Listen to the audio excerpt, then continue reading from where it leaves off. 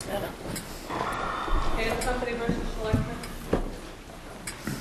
Mr. Smollett? Chief Justice, and may it please the Court, my name is Rodney Smola, and I represent the appellant Jan Schlichtmann. The pivotal issue in this case is whether material contained on an Internet website operated by Mr. Schlichtmann under the name truthaboutcadle.com constitutes the exercise of his right to petition the government for a redress of grievances within the meaning of that phrase as used in the Massachusetts anti-SLAPP law, Section 59H, within the meaning of that phrase as it has been refined by a number of decisions of this Court, including its Duracraft decision, and ultimately within the meaning of the right to petition as it is embodied in the Constitution of the United States and the Constitution of this Commonwealth. Well, what was the specific petitioning activity that he was engaged in? Your Honor, there are numerous exercises of the petition clause in this case. He has been engaged in litigation against Cadle for a long time and in complaints with various Massachusetts agencies about Cadle's activity. But what aspect of the anti-SLAPP statute can somebody rely on? I'm thinking particularly of the ones of the engaging public support. How do you engage public support for a lawsuit? Well, isn't it the antithesis of the judicial function? Your Honor, not at all. First of all, a number of the petitions in this case are not actually judicial actions, but they're administrative actions. But even in the case that Your Honor posits, when I file a lawsuit against someone claiming that they are engaging in illegal activity, that they are engaged in oppressive tactics against consumers, and I file that complaint in a court, part of the exercise of the petition clause in this country and in this society is that I have the right to rally others around me, and I have the right to say, I'm filing this complaint, this is the explanation of what I've done when I'm interviewed by reporters, and if you have similar complaints, you ought to seek legal redress yourselves and join in that. But if we adopt your position, then isn't everything in the Boston Globe, wouldn't that all be petitioning activity then? Your Honor, I think there has to be a nexus between the statements one makes in the media in relation to one's petitioning activity and the underlying activity. If I file a complaint with a state agency, I say a particular company is operating illegally, and it creates some notoriety and draws press attention, and a reporter calls me and interviews both sides, and I then paraphrase the gist or sting of what I've said in my complaint, perhaps using ordinary language, not using all of the legal terms that might exist in the underlying document.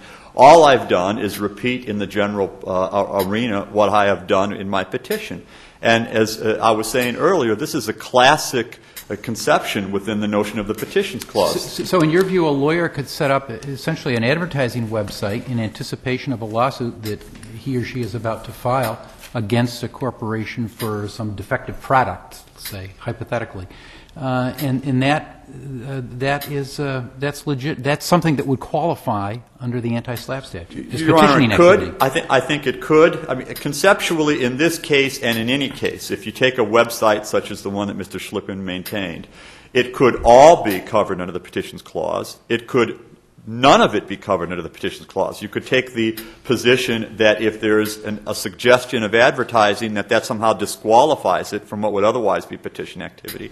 Or you could pick and choose with regard to the material on the site, and you could say, what's the underlying defamation claim? What are the things, for example, in this case that Cadle complains about?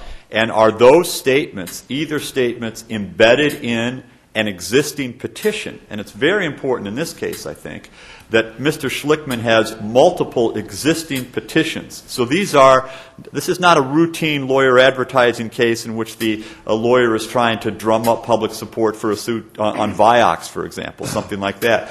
This is Schlichtmann in his own right, engaged in this activity, filing multiple petitions in various forums, most of them in this Commonwealth, getting some traction in some of those activities as they proceed through various state levels, and there is actually some response from the Commonwealth appearing to endorse the merits to some degree of some of his claims, and putting that on the web page as part of this crusade against Cadle and inviting others. Where in the record does it indicate to us precisely what Mr. Schlichtmann said to these various agencies? Your Honor, it seems when you ask us to say, well, what he says on his website is the gist of what he said in his petitions. Where in the record do we have what he said? Your Honor, in his petitions? the record includes the site, and the site includes many of his submissions to various agencies, and the site also includes some of the responses back. For example, the letter from the Commonwealth. There's a link to the Yes, Your complaint Honor. or a link to the. There are. The website itself doesn't have a lot of material on it on the front page. It's a couple of pages long, and then there are all sorts of links, and there are links to the media articles, and there are links to some of the government documents, and then you can go deeply into those links, and what you essentially can achieve if you want to investigate this from the Internet on your own going through this website is all of the material that various people have engaged in the actual underlying petitioning activity, and then news accounts about that material, and then a relatively short summary in Schlichtmann's own voice that really does nothing more than mirror that which has been already presented through these various actions.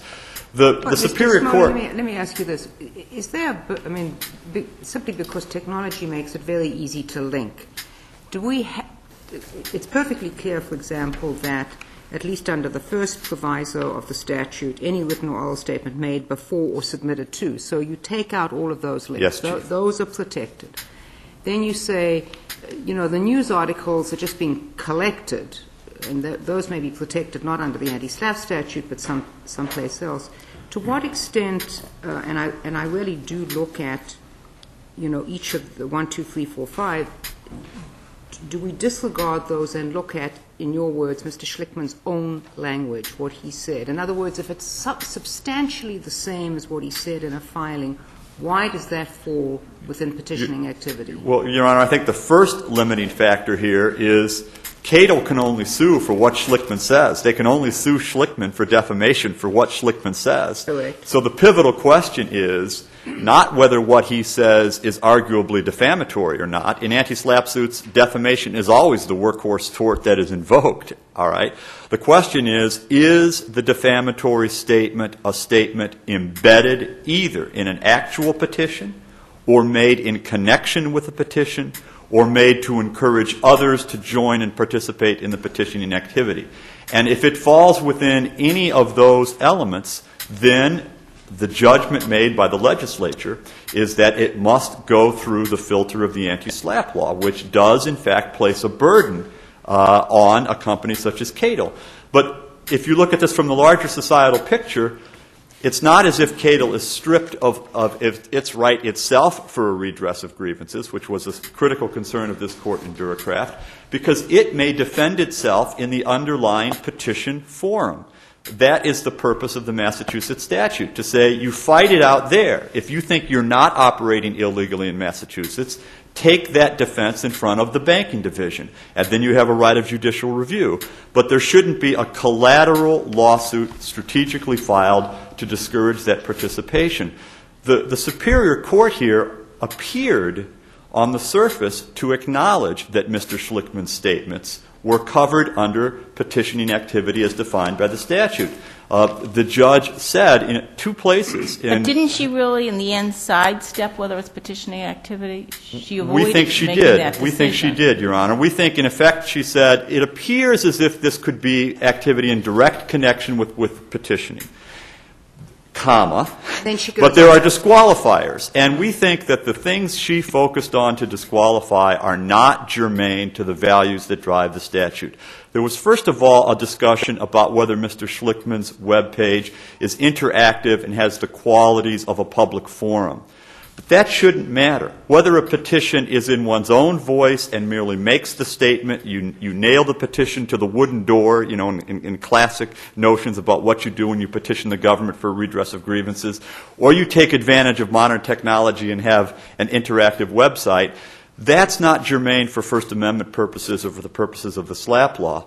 It appears that the Superior Court may have been misled in applying this factor by looking to a Court of Appeals decision that had involved a website. It's the McDonald case. It did involve a website that was interactive, and the Court of Appeals characterized it as the electronic equivalent of a meeting on the green, of a town meeting. And for that reason, the Court of Appeals said this was petitioning activity. Well, that may be a good decision. That may make perfect sense, but it's not as if you have to have that for it to be a petition. It happened to be what created the petition quality in that case, and indeed, in that case, there was no other underlying petition. There was no complaint filed. There was no action in front of an administrative agency. Can I ask you something else? Because there's it seems to me that there's a huge big basket into which everything is being thrown. If you turn to her addressing of the news articles. Yes, Your Honor. She goes through, if a litigant puts up a website and says, here's my complaint, Yes. and you can link to it, and here are the news articles that have reported Yes. on this activity, on these hearings.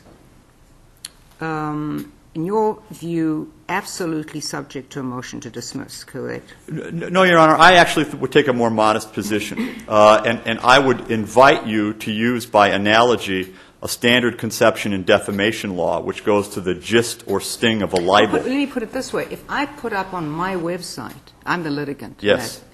somebody else's articles, news articles, why am I subject to defamation? Because I'm republishing?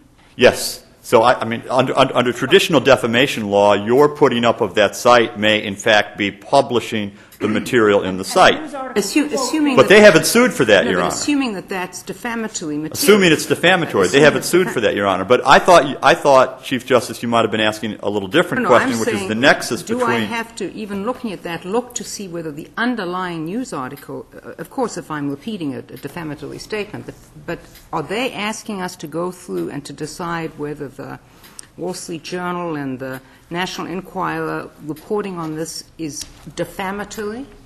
No, Your Honor, that's not my understanding. What they are doing is taking Schlichtmann's quotations from those articles and including Schlichtmann's quotations in the articles as part of the gravamen of their suit. And so the legal question is, if I give responses to a reporter after I have filed a lawsuit or engaged in other petitioning activity, to what extent are my statements to the press connected to the petition activity, either because of that phrase "in connection with," which is used in 59H, or in the notion of trying to get others to participate.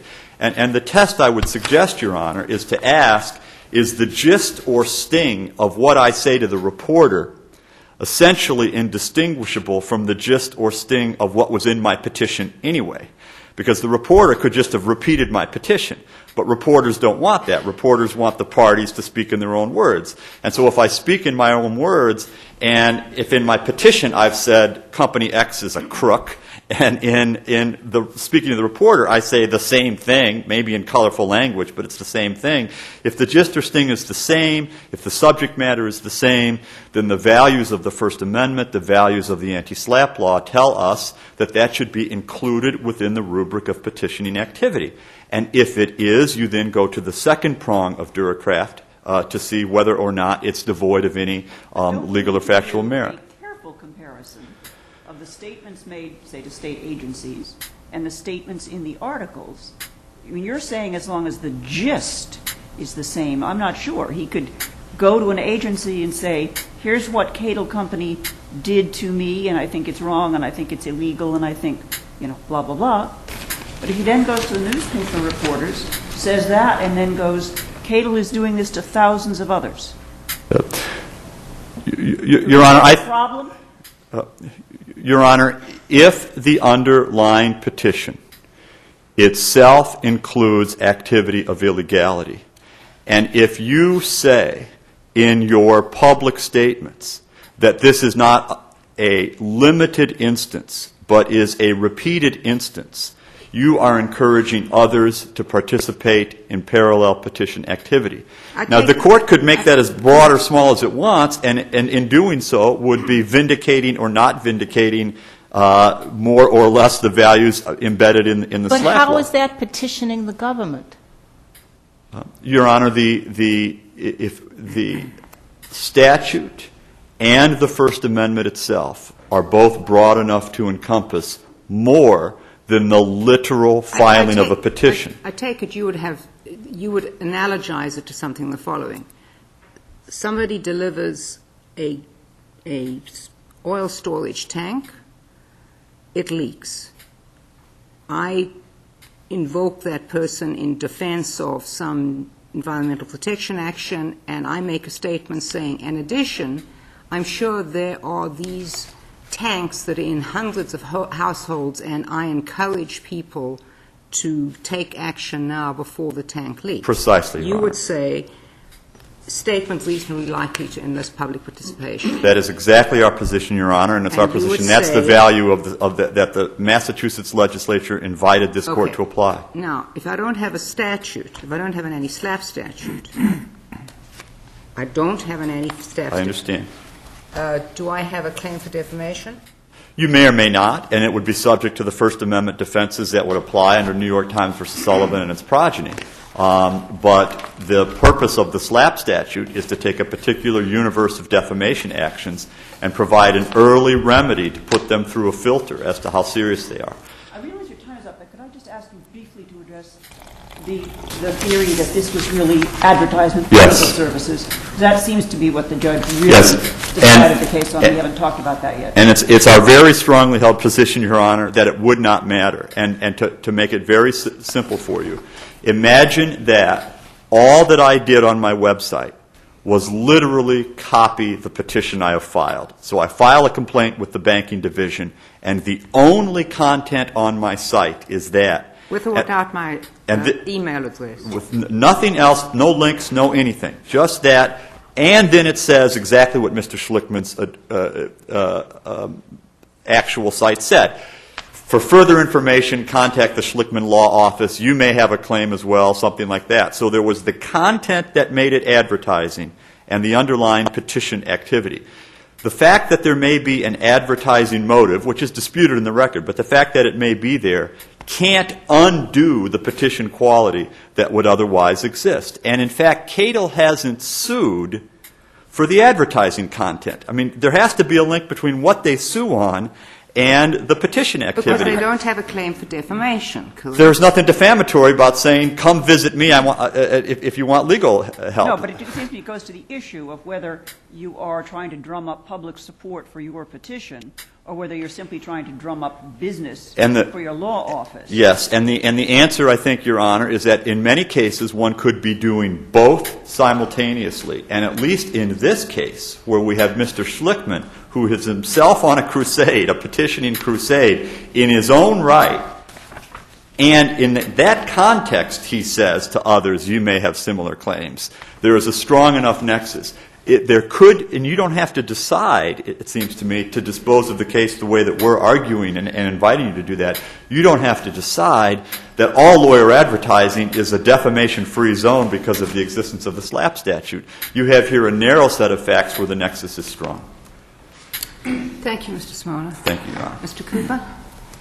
Thank you, Your Honor. Howard Cooper for the Cadle Company. Judge Sosman, to answer your question directly, on April 2nd of 2003, Mr. Schlichtmann gave an interview to the Boston Herald in which he went far beyond anything that was submitted to the Division of Banking Commissioner. The issue before the Division of the Banks, the Commissioner of Banks, was simply the application for a license by the Cadle Company, an issue of whether the Cadle Company needed a license.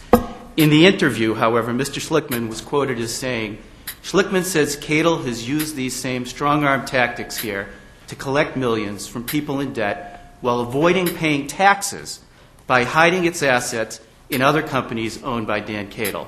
Elsewhere, Mr. Schlichtmann accused Dan Cadle, the owner and founder of the Cadle Company, of being a fugitive for justice. So we have in that article alone, and I cite this as an example, a lawyer saying that the Cadle Company was guilty of tax fraud, and indeed had been found guilty of something or was being investigated for something because Mr. Cadle was a fugitive from justice, neither of which was true, neither of which was before the Commissioner of Banking, nor could it have been because Mr. Schlichtmann himself is not a private attorney general or a private prosecutor. Were there other proceedings at the same time? Not the Commissioner of Banking, or had there been other proceedings by the There had been other proceedings, Your Honor, but none of them involved this issue. The test here is... I don't know what this issue, because you just... whether my client had committed crimes, essentially, whether there was whether the Cadle Company was perpetrating a tax fraud, for example. There is a laundry list of statements that Mr. Schlichtmann made. However, it doesn't end there, Your Honor, because this isn't a matter about whether something... Mr. Cooper, let me ask you this. Is it your position that even if something falls within the anti-SLAPP statute,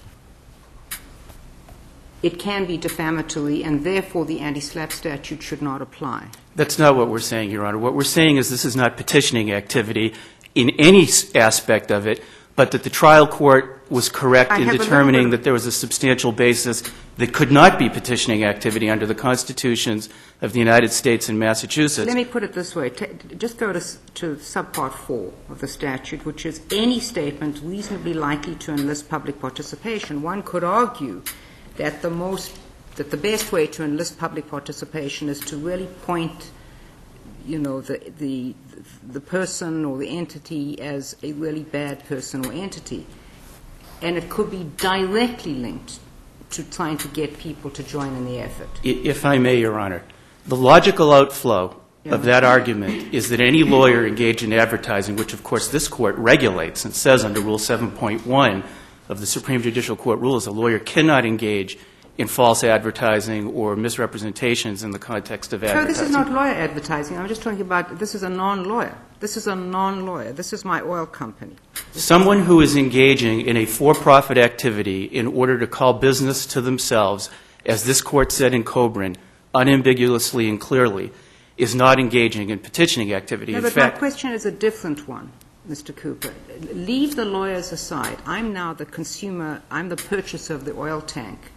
And I say some, probably tending towards defamatory statements as I make a public statement trying to enlist public participation in my petition. Understood, Your Honor. The problem with just looking at Clause 4 of the statute is that it ignores the preamble language up front that talks about the need for the special movement to be engaged in petitioning activity under the constitutions of the United States or Massachusetts at the time that they are making these statements.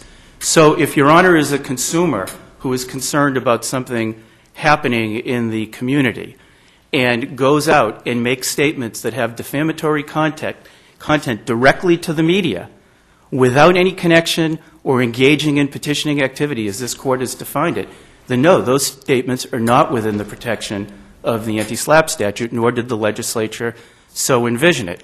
Respectfully, Your Honor, though, that's not the case here. In this Court's decision in Coburn at footnote 8, the Court was very clear. It said, what we seek to do is limit the statute's protection in accordance with the legislative intent to the type of petitioning activity the Constitution envisions in which parties petition their government as citizens, not vendors of services. Now, the critical thing that Mr. Schlichtmann did with those Herald articles and the other statements in the media was that he took them and he put them on a website, which the trial court, respectfully, Justice Cowan, did not sidestep any issue. She found directly that that website was commercial activity designed to attract clients to Mr. Schlichtmann's services. If you go to that website, it republishes, and respectfully, Chief Justice Marshall, republication is a basis. I understand. If the underlying statement is defamatory, but do we then have to go and find out, At this stage of the analysis, the Court need not look at whether the underlying statement is defamatory. The focus... Don't we just assume it is? I think that you have to at this stage of the litigation. In fact... For this prong. For this prong. The issue solely is whether the activity targeted by the complaint is petitioning activity. And here it's very important to differentiate between what Cadle Company is suing Mr. Schlichtmann over and what it is not. The Cadle Company is not suing Mr. Schlichtmann for advocating on behalf of clients, like the Wiley case in the appeals court. The Cadle Company is not suing Mr. Schlichtmann for having an interactive website that's the functional equivalent of a town green, like in the Wynn v. Kriegel case. The Cadle Company is not suing Mr. Schlichtmann for the letters that he sent, either on his own or on behalf of And clients. for the newspaper article. No, Your Honor, respectfully, it is suing him for republishing all of these materials on his website, for making defamatory statements on his website as well, in addition to anything that was republished. One of the things that Mr. Schlichtmann says on his website, and this is not from a newspaper article, it's just written by him on his website. It says that the Cadle Company actually consists of a collection arm of a fraudulent enterprise consisting of many legal entities set up and controlled by Dan Cadle. The sole purpose and intent of this enterprise is to defraud consumers and businesses, to deceive state and federal courts, and avoid state laws and regulations meant to protect against predatory practices. Mr. Cooper, let's assume that I am now my consumer back with the oil tank, and I have somebody who has made those statements. Not me. Yes, Your Honor. Not me, has made those statements, and I am trying to encourage other people to, I don't know, join in a class action lawsuit. I'm not an attorney. Forget lawyer advertising. I'm just trying to say this is a really bad company. And here is somebody who's made some statements, and I link to those. I know it's republication. I link to those. But I'm doing it to try and get people to join a cause. That's what petitioning activity is. It's to join a cause. It is, Your Honor, and we would have to focus on the specific facts of the case, what this person did and what this person didn't do. So, for example, let's say that this consumer started a nonprofit website. No, I'm just linking. I just said, see what they've said over here, and it was a really nasty article with some intemperate things said by, some, hot under the collar environmentalists. Under the laws of Massachusetts, that consumer, by linking, assuming defamatory statements or arguably defamatory statements, if they have knowingly or recklessly, depending on whether the person is a public figure or not, or if a private figure negligently republished defamatory content, I would respectfully submit that that person, because they are not engaging in petitioning activity. Why is that not trying to enlist people towards your cause, which is the essence of petitioning activity? Well, Your Honor, enlisting people towards your cause by going to court, and as this court has said in Coburn, as the appeals court said in Global Nets, the crucial characteristic of petitioning activity is the seeking of redress for a grievance that personally affects you somehow. And that can be done in a myriad of ways by interacting with the legislature, the courts, administrative bodies, etc. The hypothetical Your Honor posits is simply a person who is republishing material not directed at any governmental agency. No, come and join. I want you to join a class action. Someone who is a client in a class action and is looking for others to join them, I would respectfully submit, and does nothing else except link to the class action complaint, is the rough equivalent of a lawyer sending out the class action form at the direction of the court, and would, of course, be the type of traditional petitioning. If they have a link to this terrible Boston Herald or Boston Globe or whatever it is article, defamatory. Then they've gone too far, because as the appeals court has said in Global Naps, I should say they may have gone too far, because the answer is, what have they republished? So in the Global Naps versus Verizon case, the appeals court struggled actually with this issue and basically said, well, again, the crucial characteristic of petitioning activity is the seeking of redress for a grievance through the petitioning of the government. In that case, Mr. Conroy, in comments that are indistinguishable from what Mr. Schlichtmann did here, in the context of two arbitrations, which were up on appeal, went to the press to be interviewed about what had happened in the cases, just like Mr. Schlichtmann, and he said, the decision in this case closes a scam on consumers having to do with the rerouting of telephone calls and who has to pay for that. And the court held, appropriately so, that Mr. Conroy's comments in that case were tangential. They did not have the crucial characteristics of petitioning activity. They were directed to the media, number one. even though they were about an ongoing proceeding and arguably something that is of concern to the consumers. I understand the argument, but frankly, you haven't helped me in deciding where the line is. Do I have to first decide that in fact it's defamatory? Because if it's not defamatory, there's not a problem, correct? Your Honor, the issue of whether it's defamatory would be resolved by the trial court, whether on a 12b6 motion because there's some privilege or at summary judgment or at trial. The issue here is what is, and I'm reluctant to use these words, but what is the actus reus of Mr. Schlichtmann? What did he do and where did he do it? The allegation that what he did is that it's defamatory is something that gets decided in the lawsuit. But it shouldn't make a difference. It shouldn't make a difference from the statute's point of view. It may make a difference from all kinds of other. It shouldn't make a difference from the statute's point of view whether or not the underlying statements are defamatory. That is correct, Your Honor. That is what we are arguing. And in fact, what we're arguing... Help me to have you repeat the nasty things that Mr. Schlichtmann has said about your client. I've got to know how and when very carefully. The very careful analysis is simply this, Your Honor. The Cadle Company has sued Mr. Schlichtmann for a very particularized set of statements made, all of which are either on or were linked to a commercial website which the trial court, based upon the evidence before it, found was designed to entice clients to Mr. Schlichtmann for the purposes of his providing legal services. Nowhere in the definition of petitioning activity has this court held or has the legislature decreed. But you recognize that what is unusual about this case, and it may be the only one out there, what is unusual about this case is that the attorney happens to have a personal interest, and I'm not talking as attorney, as agent, because of his personal, not lawyer, relationship. And here we have, Your Honor, I respectfully submit it isn't that unusual because it could be the same thing for a litigant. The issue is, under the statute, whether there is any substantial basis other than petitioning activity based upon which this complaint has been brought.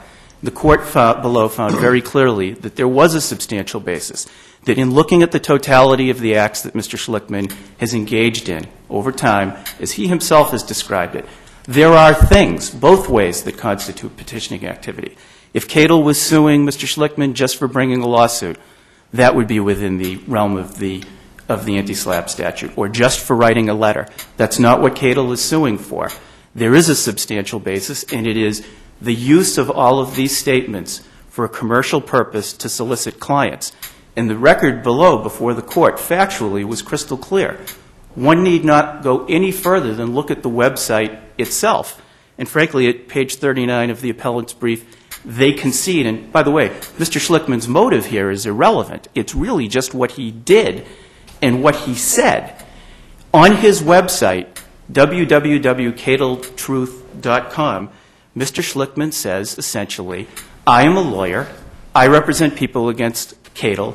Look at all of these materials. What a great job I'm doing. I mean, this is classic lawyer advertising. Someone has gone to the press to advertise how good they are at their job, is now taking those materials and is using them to sell themselves, to earn money. The website itself directs people to a phone number that rings in the law offices of Jan Schlichtmann, PC. That's undisputed. And it has an email address in it that is directly to Schlichtmann law offices. So what we have here, Your Honor, is commercial activity. What we also have here is a collection of statements that are not mirror images of, are not the gist of. Cooper, I take it you would not agree that it could be partly commercial, partly non-commercial. You're saying it's purely commercial. Even if, Your Honor, we do believe it's purely commercial what we're suing over, because even the articles were taken and used on the website for commercial purposes, mainly attorney solicitation of clients. But even if it's partial one way and partial the other, Your Honor, that means that there's a substantial basis and that Mr. Schlichtmann has not satisfied his threshold burden of demonstrating on his, as a special movement, that the complaint is based solely on petitioning activity. Any substantial basis would allow this matter to go forward. Thank you. Thank you, Your Honor.